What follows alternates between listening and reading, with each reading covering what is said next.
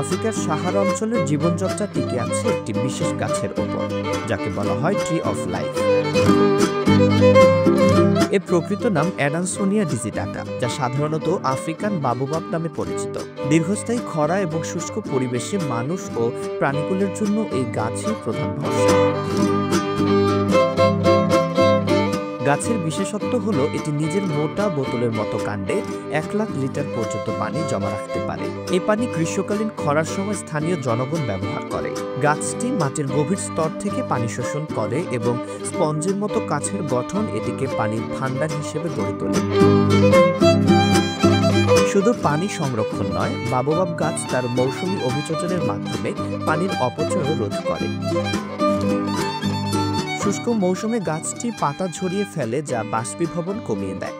এ গাছ আফ্রিকার সাহেল অঞ্চলের দেশগুলো যেমন Mali, Niger, Sudan, Senegal, Tanzania, Kenya এবং জিম্বাবুয়েতে বিশেষভাবে গুরুত্বপূর্ণ।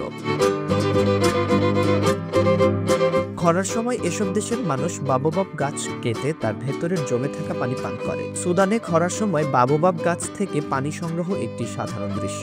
নাইজারের মরুভূমি অঞ্চলেও এই গাছের পানি সংগ্রহ একটি প্রচলিত রীতি। তানজানিয়া এবং কেনিয়ার গ্রামীণ জনগণ এই গাছের কাণ্ড থেকে শুধু পানি করে না, অনেক সময় এর ভেতরে তৈরি করে বসবাসের জায়গাও। বাবুবাব গাছ শুধু পানির উৎস নয়, এটি স্থানীয় অর্থনীতিতে বিশেষ ভূমিকা রাখে।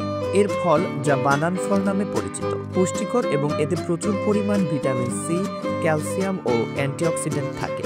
গাছটির বিভিন্ন অংশ ঔষধ, খাবার, কাপড় এবং পানীয় তৈরিতে ব্যবহার করা হয়। গাছটি পাখি, বাদুড় এবং কীটপতঙ্গের জন্য একটি গুরুত্বপূর্ণ আশ্রয়স্থল। পাশাপাশি এটি মাটির উর্বরতা রক্ষা এবং ক্ষয়রোধে ভূমিকা রাখে। ট্রি অফ লাইফ শুধুই একটি গাছ নয়, এটি সাহারা অঞ্চলের মানুষের টিকে থাকার প্রতীক। পানি, খাদ্য এবং আশ্রয়ের উৎস হিসেবে এটি আফ্রিকার শুষ্ক অঞ্চলের এক অনন্য সম্পদ।